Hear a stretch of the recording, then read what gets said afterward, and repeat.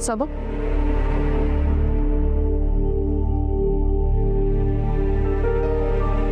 कहाँ जा रही हो? वो मैं शमाइला की तरफ जा रही थी, बस आ जाऊंगी थोड़ी देर में।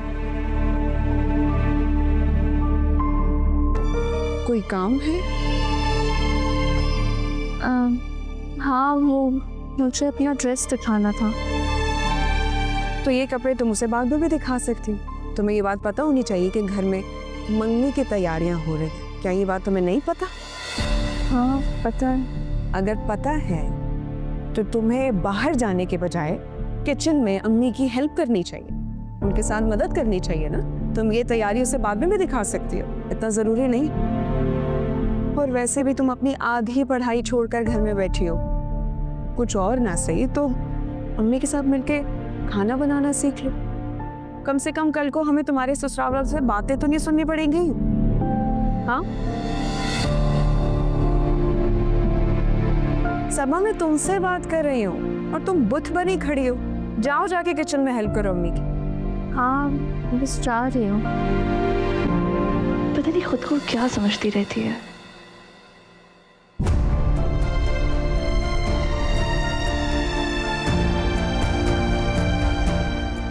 क्या कहा तुमने?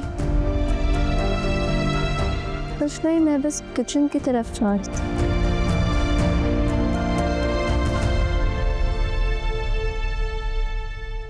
उठो तुम। फिर साहब क्या है? उठो। यहाँ आके बैठो। हाँ इसे पैर ऊपर करो। से क्या बात है बताओ तो सही, पहले तुम डरा रही हो मुझे। हाथ तो ये ठीक है। देखो, अगर शादी का जहेज मुमानी को समझ में ना आया तो हमारे अम्मी अब्बा की हैसियत जितनी है वो तो उस हिसाब से ही जहेज देंगे ना। लेकिन फिर भी अगर मुमानी को जहेज पसंद ना आया तो तुम्हें तो सारी जिंदगी उनके ताने सुनने पड़ेंगे।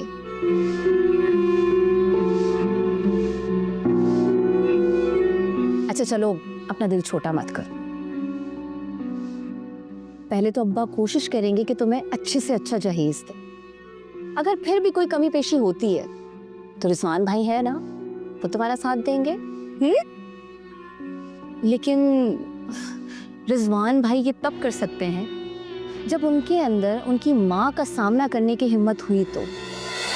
क्या बात है फिजा, कभी तुम मुझे हौसला देती हो और कभी डराती हो। देखो, मैं तो वही कह रही हूँ ना जो फील कर रही हूँ। अच्छा एक बात बताओ, रिजवान भाई तुम्हें कितना पसंद करते हैं? पसंद तो बहुत करते हैं। ये तो अच्छी बात है ना। लेकिन मैंने देखा है उनकी ना मुमानी के सामने जरा भी नहीं चलती। मुझे तो लगता है अब तुम्हें सारी जिंदगी उस घर में कॉम्प्रोमाइज करना पड़ेगा।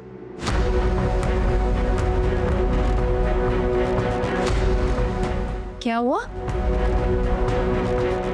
मैं तो पहले इस रिश्ते के लिए राजी नहीं थी, मगर ये जो आयमा की बच्ची है ना, दिन रात मेरे कान भर भर के इस रिश्ते के लिए हाँ करवाई इसने। पर मैं जा रही हूँ अम्मी के पास, मैं उनसे कह दूंगी कि मुझे रिजवान के साथ मंगनी नहीं करनी। अरे मेरी बात तो सुनो हुमा।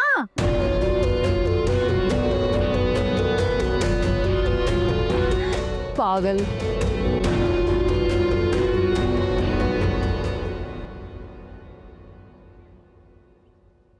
क्या बात है भाई, अब क्यों मुंह लटका हुआ है तुम्हारा?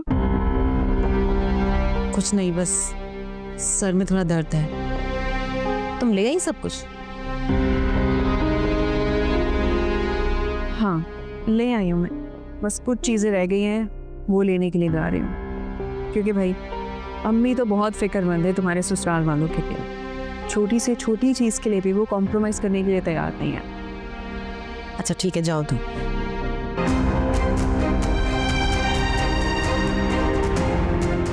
पता नहीं, लेकिन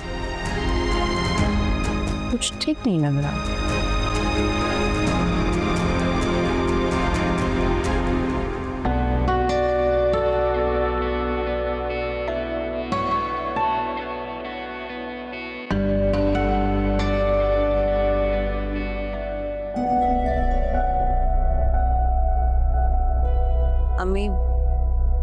मुझे आपसे एक बहुत ज़रूरी बात करनी है।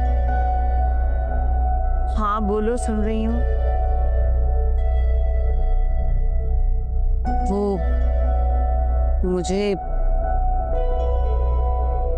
मुझे रिजवान से मंगनी नहीं करनी। क्या कहा? जरा फिर से कहना। मुझे रिजवान से मंगनी नहीं करनी।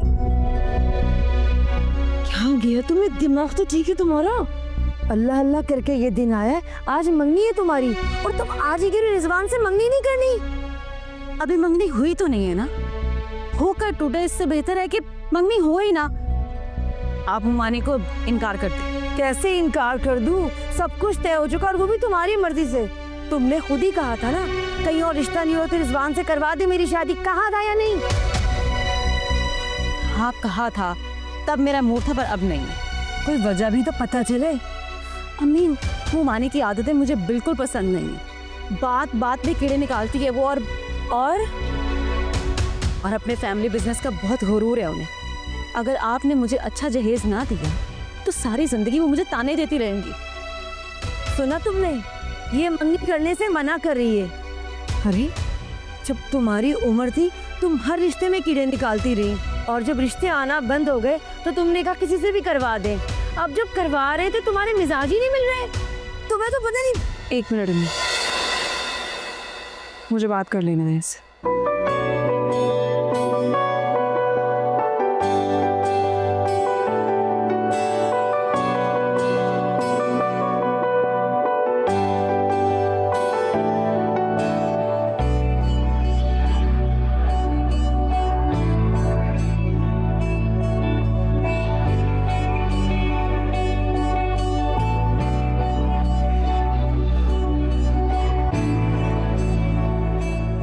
फैसल, हाँ सर। चाय ले ले बेटा।